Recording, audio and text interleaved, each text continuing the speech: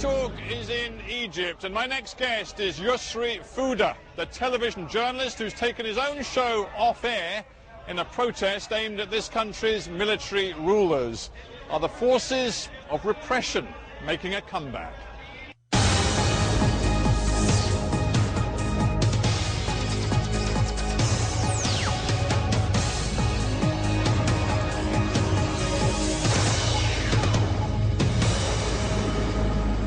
Yosri Fouda, welcome to Hard Talk. Thank you so much, Steve, for having me. I want to begin by taking you back to those extraordinary days of January and February this year, the revolution. Yeah.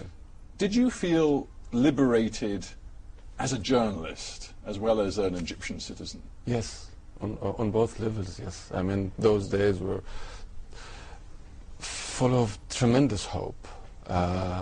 And you lived it minute by minute, and you see your people who, for such a long time, everybody believed that Egyptians are servile and they wouldn't revolt and they just having it lying down and so on. And to see it for yourself and actually be part of it was a moment of pride, great pride. And this idea that it was going to be a seminal sort of watershed moment for the media, I want to focus on what you decided to do after those days of revolution. You were very keen to establish, I think, a new form of journalism and base it on rigorous, challenging interviews, maybe not so dissimilar to what we do on Hard Talk. And you developed a program, The Final Word. Yes. Did you really believe that the Egypt that had come from this revolution was an Egypt that was ready for no holds barred, rigorous, challenging questioning of the people at the very top, those in power?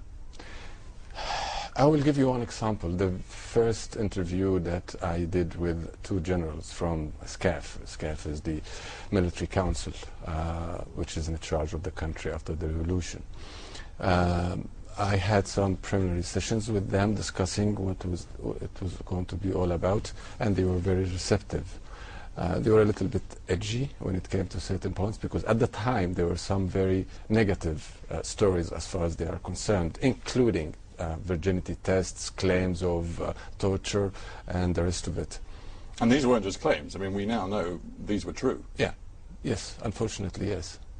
We have a lot of evidence now. I mean, as a journalist, yeah, I wasn't there to see it for myself, but it's just the evidence is compelling. But yes. in a way, that's the point. You know, you were having preliminary discussions with generals, with men in uniform. You were trying to persuade them to open up to challenging, rigorous questioning. But at the very same time, you were living in a country which is still under a state of emergency, yes, where people who say the wrong thing can end up before a military court and can end up in a military prison. Yes. There was no way, was there, that you could do the job you wanted to do?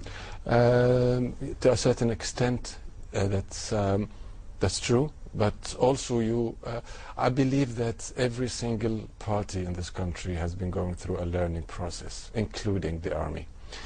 And I realized this from the beginning. They are by nature very simple. The army by nature is very conservative. Now, they are in charge of a country which is exploding with hopes and wishes for the immediate future. What can they do? You try to understand their position. They try as much as they can to understand why is it that you are insistent to discuss this point or that during the interview. So I said to them, I'm going to ask about everything. And they said, what do you mean everything? I said, including virginity tests. And they looked at each other and said, I said, I know, either this is just one example, and you know, including other things as well, or I'm not. I don't think I can do the interview.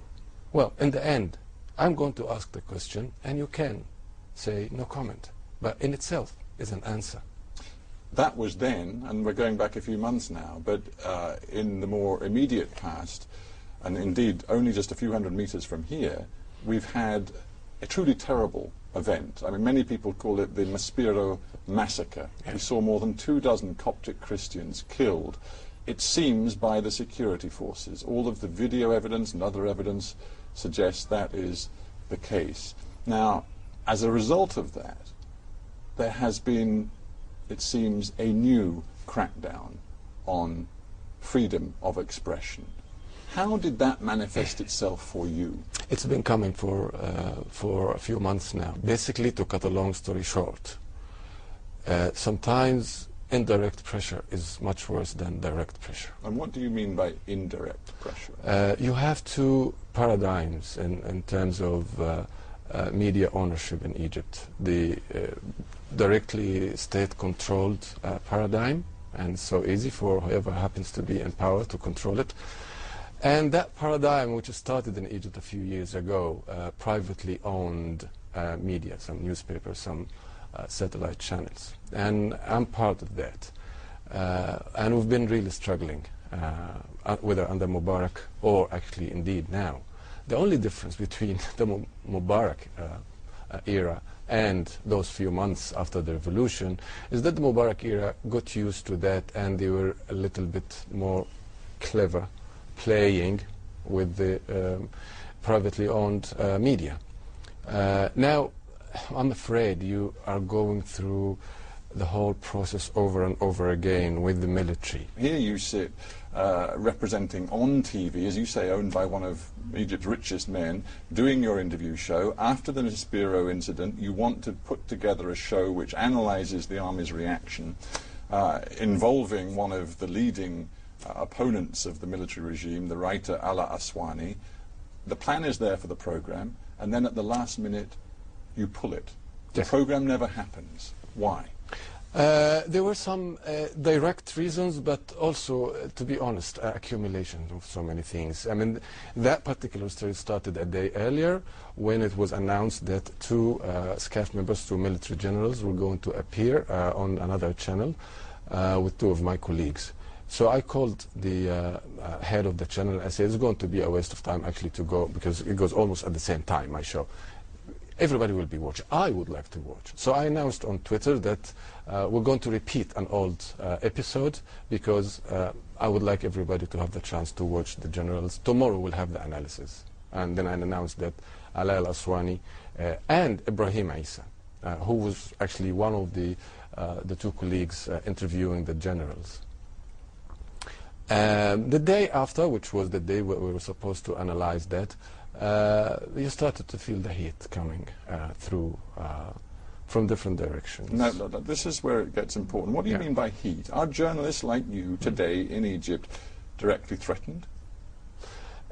They wouldn't do it directly. They would. This is what really gets me, and this is why actually I'm making this stance, because they would love to have the cake and eat it. They would love for you to exercise self-censorship and, get in line without even getting their hands dirty in the process. And I have an issue with that. If you don't like what I report, come out and say, I don't like what you report, I suspend you. And that's what I wanted to do. But because it was maybe more subtle than that, a lot of people in this country don't understand why you eventually announced that you were no longer prepared to do your program. Because, Steve, this is what I'm talking about in terms of the ownership. Businessmen who own channels now, their position is very fragile. Well, let's be very honest about this. Your channel is owned by Naguib Sawiris, one of, if not the richest man in the whole of Egypt. Are you saying to me he was not prepared to back you taking on and confronting the military rulers of this country? No one can do that. Everybody has a limit. This is a word of credit, actually, that Naguib Sawiris has always supported me, never intervened in my work, never told me what to do or what not to do. Always left it to my judgment to do it my way. This is why I volunteered until the very last minute. The head of the channel was actually begging me to go on air. I said to him, no, somebody has to draw the line somewhere. Because if they don't, I mean, for God's sake, they went into a channel with machine guns on that bloody Sunday. I'm not going to wait until they go into my studio when I'm live with machine guns. You think it has got to that? You think there is now a situation in this country where the military is prepared, if necessary, to use direct force against an independent media? I believe that is not a zero-sum game. This is why I am making my stance in the fashion that I'm making it. I don't want to destroy things. Well, this is not the moment. But when you said, after you suspended the program and walked out of that studio, you said it is no secret that much of the pre-revolutionary mentality is imposed upon us today, and you said, if not worse now. Yes. So you're essentially saying the guys who rule this country today are worse than Mubarak. In the sense that they don't have the experience that the Mubarak regime had. Both are bad, and I have to say it. When you don't believe in... if you're afraid of a camera, then you must have something to hide. It's as simple as this. This is number one. And if you don't believe in the freedom of the press, and you still try to convince me that you are backing a revolution, I would say to you, I'm sorry. The only difference is that they are not experienced. They are army people. They've never dealt with the civil issues before. They needed some reminding, number one. They needed someone to explain to them what this was all about. You wanted to make a stand, and I dare say you didn't mind the fact that many of the revolutionary forces in this country saluted you for the stand you made. But what about your audience? There are people across this country who tuned into your show to see one journalist who was prepared to ask the tough questions, and you walked away and you betrayed your audience. I'm not walking out, and I declared this on Twitter immediately after the statement. I'm not walking away from the square, from the field. I'm making a stand, and I'm coming back. I'm giving SCAF, the military, a chance to come up with some sort of a statement or whatever they, can. But well, hang on. The same time, they already have. I mean, first of all, I spoke the other day to the information minister, Osama Hakel. He said, look, Yosri Fouda isn't telling the truth. The military regime does not want to manipulate and control the media. We do want to see the flowering of free expression. And after I heard that, I saw that a member of the Supreme Council of the Armed Forces had actually called into the media and said, hang on, I acknowledge that Yosri Fouda is a skilled, efficient, professional media